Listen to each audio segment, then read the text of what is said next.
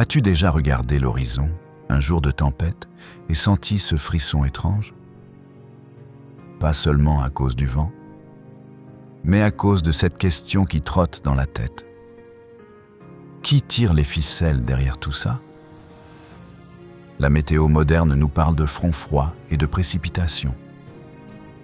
Mais le Coran, lui, déchire le voile de l'invisible pour nous montrer la véritable armée qui gouverne ce monde. Aujourd'hui, nous partons pour un voyage. Nous allons suivre la goutte d'eau depuis le trône d'Allah jusqu'à ta tasse de thé. Nous allons découvrir l'ange dont la voix est le tonnerre et celui qui tient le feu de l'enfer entre ses mains. Accroche-toi, car après cette vidéo, le ciel ne sera plus jamais un simple plafond au-dessus de ta tête. Pour comprendre le pouvoir des anges sur la nature, il faut d'abord réaliser une chose. Ils ne sont pas juste de jolies créatures avec des ailes. Ce sont des forces d'exécution d'une puissance colossale. Le Coran nous présente d'abord les anges du trône, ceux qui portent la structure même de la création. Surat Al-Ha'aka 69, 17. Et sur ses côtés se tiendront les anges, tandis que 8, ce jour-là, porteront au-dessus d'eux le trône de ton Seigneur. L'imam Al-Tabari, dans son tafsir, explique que ces anges sont d'une taille si gigantesque que la distance entre le lobe de leurs oreilles et leur épaule est de 700 ans de marche. Imagine la puissance requise pour porter le trône, qui englobe les cieux et la terre. Si un ange peut faire ça, penses-tu qu'il a besoin de lever le petit doigt pour déplacer un cyclone? Le prophète Mohammed sallallahu alayhi wa sallam nous a dit: « Il m'a été permis de parler d'un ange parmi les porteurs du trône. Ses pieds sont dans la terre la plus basse, et le trône est au-dessus de sa tête. » Rapporté par Abu Daoud. Cela signifie que cet ange traverse toute l'épaisseur des cieux et de la terre. Si ces êtres peuvent porter l'univers, alors commander à un nuage est pour eux aussi simple que pour nous de souffler une bougie. Entrons dans le vif du sujet. Pourquoi le ciel gronde-t-il? Nous savons, depuis l'école, que le tonnerre est l'onde de choc provoquée par la dilatation brutale de l'air due à la foudre. C'est vrai, c'est la mécanique. Mais le prophète, paix sur lui, nous a enseigné la cause première.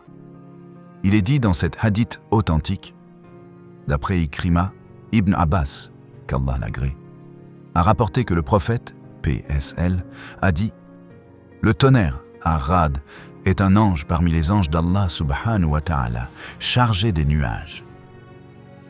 Il a avec lui des crochets de feu, avec lesquels il pousse les nuages, là où Allah veut. »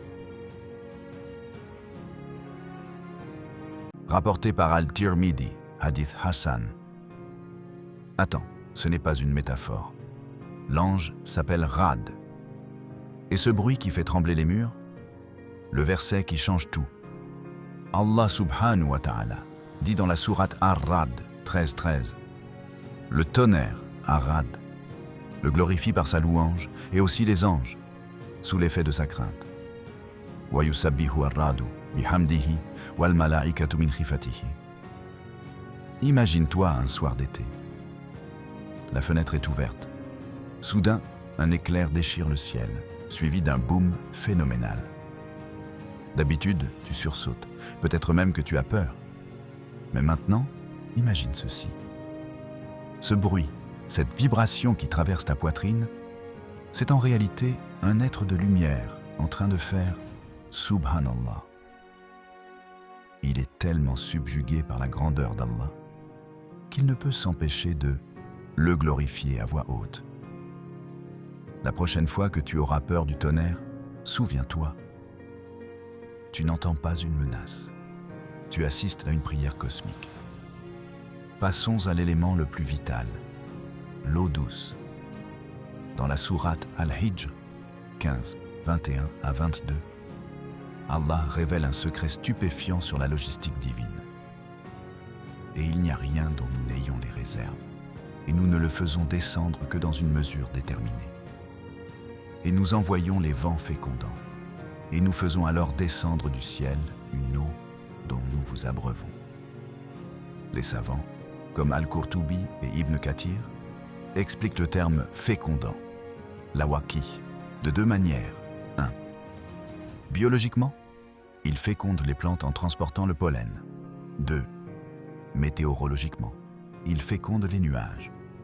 Mais comment un vent féconde-t-il un nuage? C'est là qu'interviennent les anges. Le rôle de l'ange Mikaïl, Michel. L'islam enseigne que l'ange Mikaïl, Michel, est responsable de la pluie et de la subsistance. Sous ses ordres, une armée d'anges exécute le plan. L'imam Ahmad rapporte que le prophète, P.S.L., a dit « Il n'y a pas un de vous qui ne soit accompagné d'un ange, gardien, et personne n'est empêché de mourir avant que son heure n'arrive. Et parmi les anges, il y a ceux qui sont chargés des matrices, utérus, et ceux qui sont chargés de la pluie. Imagine un ange immense, debout entre ciel et terre. Devant lui, des océans célestes, suspendus. Il plonge sa main, une main faite de lumière et de puissance, dans cette réserve. Il en sort une quantité d'eau précisément calculée pour arroser un champ de blé en Anatolie et une autre pour provoquer une inondation bienfaisante au Bangladesh. Chaque goutte a un ordre. Faisons un exercice de foi pratique. Prends une pomme, n'importe laquelle. D'où vient-elle? D'un arbre. L'arbre a poussé grâce à la pluie.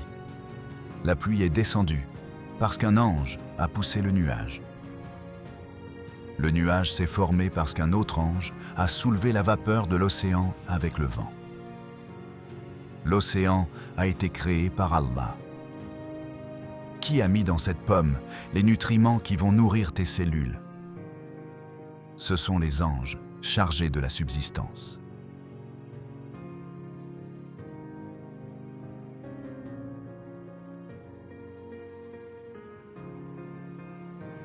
Allah dit dans Sourate An-Naml 27-60. N'est-ce pas lui qui a créé les cieux et la terre, et qui a fait descendre pour vous du ciel une eau grâce à laquelle nous avons fait pousser des jardins pleins de beauté? Vous n'étiez pas capable de faire pousser leurs arbres. Le nous, ici, est le nous de majesté, incluant les anges comme exécutants. Chaque bouchée que tu prends est donc le résultat d'une chaîne de commandement invisible qui part du trône et arrive à ton assiette. Mais les anges ne sont pas que des distributeurs automatiques d'eau. Ils sont aussi des soldats. Et quand l'ordre vient d'en haut, ils peuvent déchaîner une fureur que l'humanité n'a jamais connue. Histoire vraie. Le peuple de Had, c'était un peuple de géants, puissants, bâtisseurs de colonnes et de cités imprenables. Le prophète Houd, P.S.L., les a appelés à Allah. Ils ont refusé, ils ont défié. Sourate Al-Haqqa 69, 6-7. Quant aux Had, ils furent détruits par un vent violent et glacial, Sarsaran Atiyan, qu'il Allah déchaîna contre eux pendant 7 nuits et 8 jours consécutifs. Tu voyais alors les gens renversés comme des souches de palmiers évidées. Ce que la science dit. Les météorologues parlent de vents katabatiques ou de derecho. Des murs de vent pouvant dépasser les 400 km/h. Mais ici, le Coran décrit un vent glacial, sarsar et violent qui dure 8 jours. Aucun ouragan naturel ne tient 8 jours sur une zone aussi spécifique. Le prophète, P.S.L., avait une pratique étonnante. Lorsque le vent se levait, il devenait pâle, entrait dans sa maison et invoquait Allah. Aïcha, radiyallahu anha, raconte. Quand le ciel se couvrait, son visage changeait de couleur. Il allait et venait. Et quand il pleuvait, il était soulagé. Rapporté par Muslim. Il ne craignait pas le vent en lui-même. Il craignait que ce vent ne soit celui qui porte en lui l'ange de la destruction, comme pour les Ahad. Le vent est une miséricorde, mais il peut devenir un fouet entre les mains des anges. Enfin, le phénomène le plus terrifiant, le feu. Dans l'islam, le feu de l'enfer, Jahannam, n'est pas une combustion chimique ordinaire. C'est une créature qui respire, qui rage et qui obéit à son gardien. Qui est Malik? C'est l'ange gardien de l'enfer. Il est rude, puissant et n'a aucune pitié envers les ordres d'Allah. Les damnés, après des millions d'années de souffrance, si on peut parler d'années, crieront vers lui. Surat Az-Zukhruf 43-77. Ô Malik, que ton Seigneur nous achève par la mort pour que nous soyons soulagés. Il répondra, vous êtes éternellement dans ce supplice. Imagine un être si impressionnant que rien que son regard glace le feu. Il n'a pas de pitié, car la pitié, dans ce lieu, a été suspendue par la justice divine. Le feu lui obéit au doigt et à l'œil. Le feu que nous utilisons pour cuire notre pain ou nous chauffer n'est qu'une infime étincelle de ce feu spirituel. C'est une miséricorde déguisée. L'imam Al-Ghazali disait « Le feu de l'au-delà est 70 fois plus intense que le feu d'ici-bas. » Si l'ange Malik commande à ce feu-là, mesure sa puissance. Alors, nous voilà arrivés au bout de ce voyage.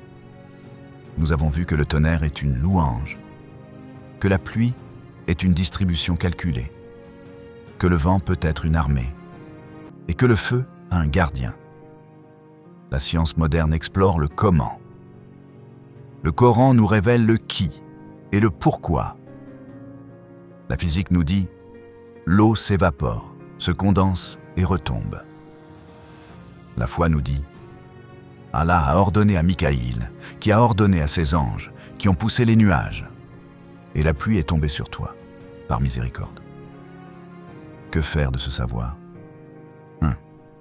La gratitude. Quand tu bois un verre d'eau, remercie Allah pour cette chaîne angélique qui a permis à cette eau d'arriver jusqu'à toi. 2. L'invocation. Quand tu vois la pluie, ne dis pas juste « il pleut ». Dis comme le prophète « Allahumma sayyiban nafi'an » Oh Allah, une pluie utile. Quand tu entends le tonnerre, dis « Subhanalladhi yusabbihu ar-radu bihamdihi » Gloire à celui que le tonnerre glorifie. 3. La crainte.